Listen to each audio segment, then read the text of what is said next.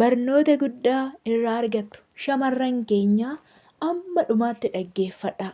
Ashamaa harka fuune akkam jirtu nagaan siniif haa baay'atu. Oromoo marti keessanuu shamarranis ta'e dhiirotas ta'e bakka isin jirtanitti nagaan siniif haa ta'u. Amantii fi kutaan otoo isin hin qoonne akkam nagaa keessanii baga nagaadhaan dhuftanii gara mana kiyyaan siniin jedha. Tole mudannoo obboleettii kiyya tokkoon siniif hima. Innis maal yoo jettan laayikii godhaa, sheerii godhaa, sabskiraayib godhaa. Laayikiin keessan ijoollee baay'eetu irraa barata jechaadha dhaggeeffatee. Kanaaf yaada qabdanillee koomentii jalatti naaf kaa'i. Waan qeeqa qabdanis ta'e, waan barumsa qabdanis ta'e, waan barbaade haa ta'u koomentii jalatti naaf kaa'u hin dagatinaan siniin jedha. Oromoo koo hundi keessanuu galatooma sabskiraayibii keessaniif immoo. Egaa viidiyoon qabadhee dhufe tokkottan siniif darbaa. Ijoolleen biyya Arabaa kana keessa jiraatan baay'ee isaanii mudannoo ajaa'ibaa kan qabu dhugaa waaqayyoo. Micayyoo tana maqaa ishii dha'uu hin barbaanne ani ishii tokkoon beeka. Innaa micayyoon tuni hiriyaa qabdi turte. Hiriyaa qabdi jechaadha. Hiriyaa dhiiraa biyya keessaa qabdi turte. Ishiin biyya Arabaa Dubaayin jiraatti. Ishiin tokko gooddanyaa ishii immoo Suudi Arabiyaa jiraatti. Kan isaan ittiin wal baran biyyi garuu tokkodha. Tokko kan xiqqoo ishee walirraa fagaata. Kan dubara lamaanii. Hiriyaa dubarri kun lamaan hiriyaa turan. Gaaf kaanitti ishiin tokko abbaa manaa qabdi. Abbaa manaa waggaa siniin jedhu tidaarii wajjin hin godhanne garuu jaalallee qabdi jechaadha. Tidaarii wajjin godhachuudhaaf kaadhimamtee jirti jechaadha. Kaadhima beektu miti kaadhima taatee jirti jechaadha micayyoon tun. Achi micayyoo gooddanyaa ishii dubaraa ishii Suudi Arabiyaa jirtu kana baay'ee jaallatti, baay'ee wal jaallatu. Shamarran keenya gaafa wal jaallatan beektu miti sirriitti wal amannaa, wal jaalannaa, wal amanna. Wal amanuun waan biraa. Lakkoofsa jaarsa ofii yookiin jaalallee ofii kennuuf maal barbaachiseme? Micayyoo kana waan mudatee harka duwwaatti ishii hambisee siniif hima dhugaa waaqayyoo. Irraa barattu baay'een keessan akka lakkoofsa jaalallee keessanii namatti hin kennine jechaadha. Inna waan dhugaa jirtu dhaggeeffadhaa hin siniin jedha.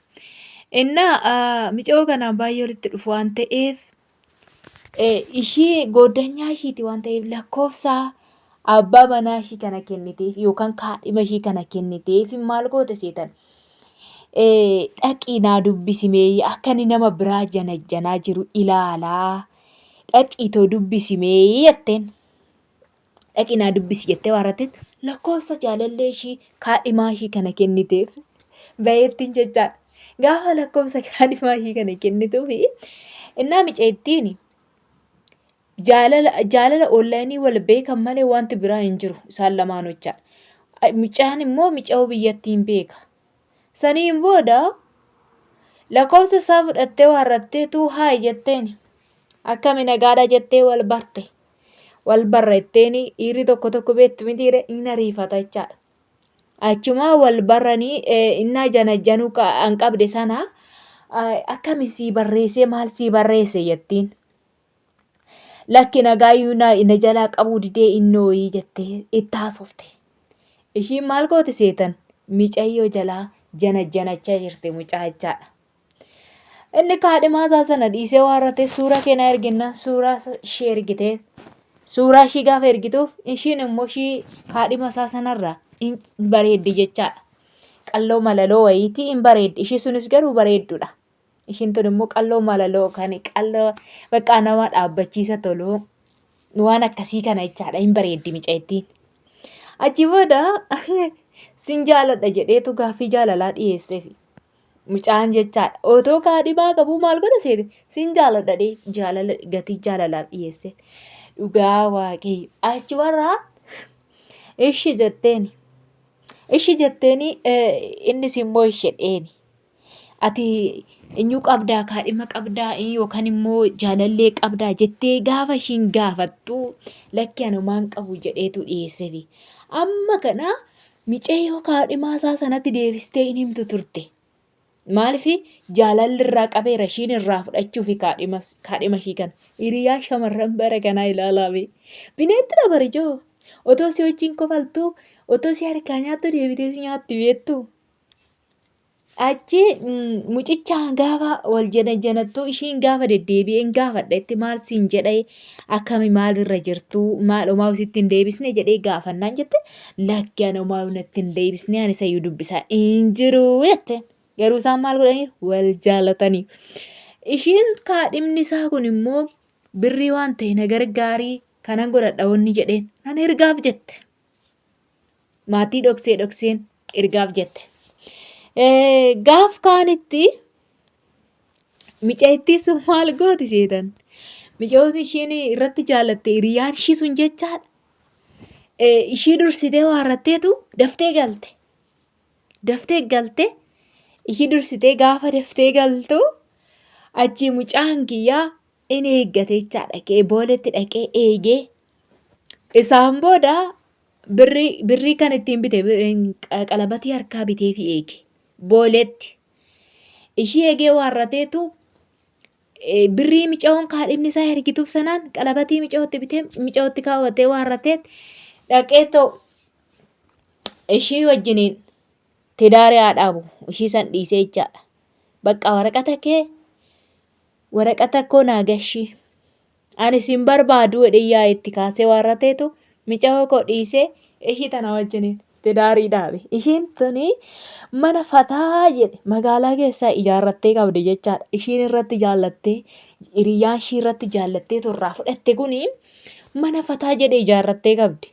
Innaa achi booda mucaan kuni ishii qabeenya irra caala qabdu waan argateef ishii irra caala bareeddu waan argateef ishii wajjiniin deemee tidaarii godhate. Tidaarii beektu miti tidaarii kunuunsa kanoo peestaala qabatanii amallee peestaala miti warra irraa baagalee immoo maqaasaa shaanxaa qabatanii booletti wal eeganii qubeellaa qubatti wal kaawwatanii achumarraan booda wal wajjin zoru jedhu.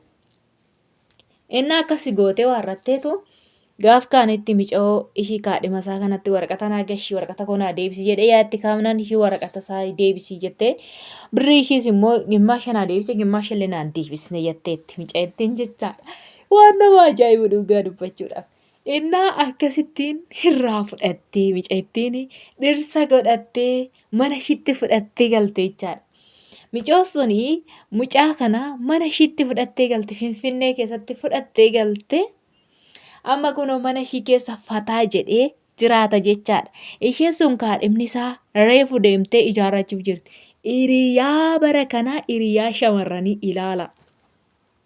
Shamarran jechaan waanuma fedhe yoo ta'e icciitii mana keessanii ittiin odeeffatina nama jaallattan tokko sabaluun jaalladhe jettanii ittiin himatina. Issobuu kolfaa waarratanii gaa'ela keessan diigu. Kanaaf wanta akkanarraa of eeggadha. Irraa barattu jedheen isiniif hojjedhe viidiyoo kana jechaadha. Irraa akka barattaniif jechaan isinitti ani waanan dhaga'eef waanan argirraa jechaadha.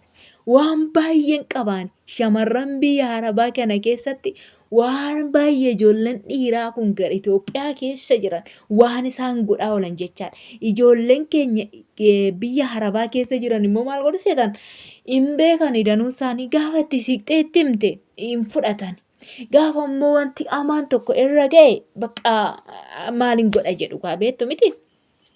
Kanaaf waan akkasiitti isiniin jedha akkasitti micaa'ettiin irraa fudhattee hiriyaa goddanyaa ishii irraa fudhattee ishii sun achi waan bilookii gootee abbaa warraa ishiis hiriyaa ishiis dhabdee micaa'oon gaafa irraa akka inni dubartii jana januun laalattee lakkoofsa kenniteefi. Lakkoofsa gaafa kennituuf inni koshii dhiisee ishiitti shaarixee warra bareedde waan ta'eef. Kana wanta akkasii yana jira hordoftoota kiyyaa waan na dhaggeeffataniif dhugaa hedduu takka galatoomaa irraa barattu. Hiriyaa keessan amantaniitoo lakkoofsa bilbila keessanii ittiin kennina. Abbaa manaa keessan hin barsiisina. Jaalallee keessan hin barsiisina. Ofii keetii barte miti suma fayyada ofuma keetiitti ta'e. Sababiin isaa gaa'ela kee diigama boruu keessi jalaa bada waan ta'eef eenyumayyuu taanaan amantee ittiin himatin. Warri dhiiras taanaan amantanii gooddanyoota dhiiraa keessanitti hin himatina. Maaliif seetan innis sin diiga jechaadha. Si jalaa fuudha. Si jala hata jechaadha. Hattuu baay'ate bara kana beektu miti.